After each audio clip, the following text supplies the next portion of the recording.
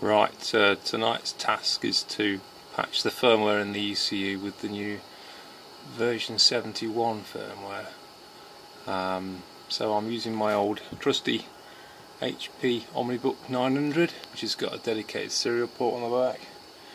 We've got the ECU sat now talking to this bit of software, which is sending down the data to the flash memory inside the ECU.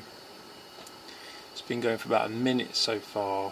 It says it will take 133 seconds, which is obviously just a little over 2 minutes. It's heart in the mouth time. Will it do it or won't it? Fingers crossed.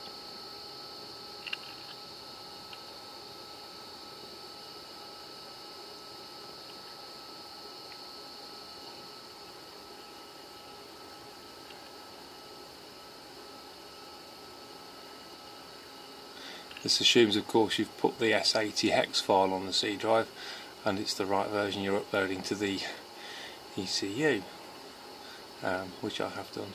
So give it a few more seconds and we'll see what happens.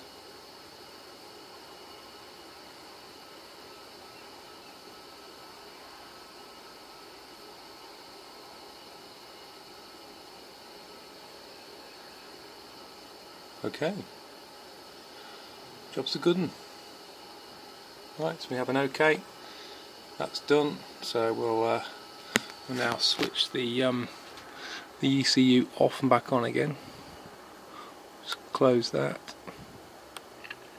because that's done.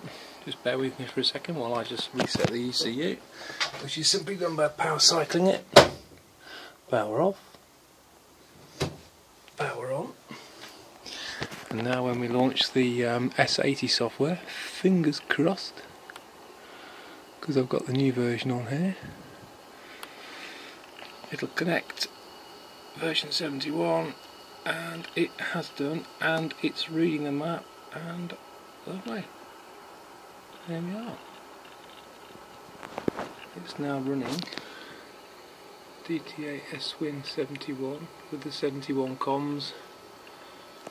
Fantastic. So now the job tonight is to plug the second channel from the gear position sensor back in again and have another go at getting that set up.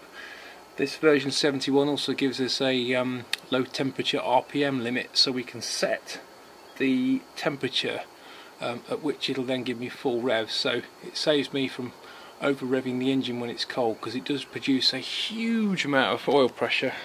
It's over 100 psi when it's cold.